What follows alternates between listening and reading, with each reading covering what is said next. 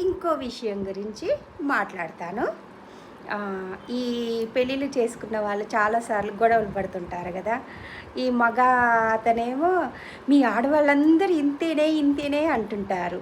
అది చాలా వరకు చాలా తప్పు. అందరు ఆడవాళ్ళు చెడ్డవాళ్ళు అంటారు మగవాళ్ళందరూ, అది తప్పు.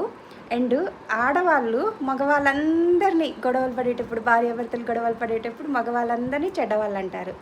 చాలా తప్పు. మగవారిలో చాలా చాలా మంచి వాళ్ళు ఉన్నారు, ఉంటారు. అండ్ ఆడవారిలో కూడా చాలా మంచివారు ఉంటారు, గొప్ప సంస్కారం కలిగిన వాళ్ళు ఉంటారు, ఉంటారు.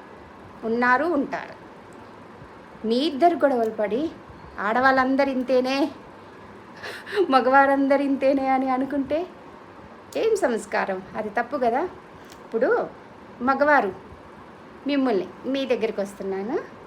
ఇప్పుడు మీ ఇంట్లో ఆడవాళ్ళందరూ ఉంటారు కదా, వాళ్ళందరూ మంచివారే కదా. అలాంటప్పుడు మీకు భార్యగా వచ్చినామని ఎందుకు రాంగ్గా అనుకుంటున్నారు? అది తప్పే కదా. ఆడవారు మీ దగ్గరికి వస్తున్నాను, మీ ఇద్దరికి గొడవ అయితే మగవాళ్ళందరినీ చెడ్డగా అనుకుంటారు ఎందుకు? అది తప్పే కదా.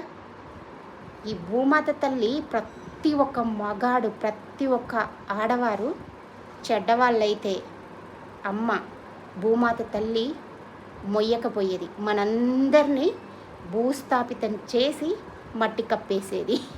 సో అందుకోసమే అందులో ఆడవాళ్ళలో మంచివారు ఉన్నారు, మగవారిలో మంచివారు ఉన్నారు కాబట్టి ఇంకా వివాహ బంధాలు మంచిగా ఉంటున్నాయి. మీ ఇద్దరు అండర్స్టాండింగ్ సరిగ్గా లేకపోతే మీరు ఎక్కడ తప్పులు చేశారో మంచిగా సరిదిద్దుకొని వివాహ వ్యవస్థని, అందులోని ధర్మాన్ని కాపాడండి.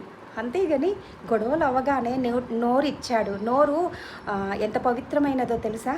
మన నోరు అనేది, నోరు లేని వాళ్ళని చూడండి, ఆ అవస్థ ఏంటో తెలుస్తుంది. నోరు ఇచ్చాడు కదా అని ఇష్టం వచ్చిన వర్డ్స్ని యూస్ చేసి మీరిద్దరు కలిసి ఉండకుంటే ఇష్టం వచ్చిన మాటలు మాట్లాడుకోవటం మానేయండి.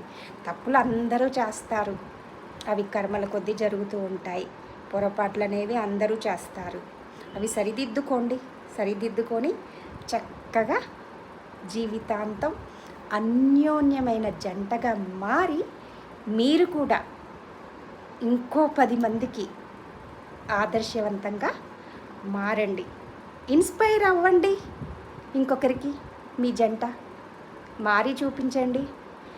మారటం అనేది చావు కంటే కష్టమైన ఇదేం కాదు కదా. అందుకోసమే మార్పు అనేది మంచి కోసమే కదా.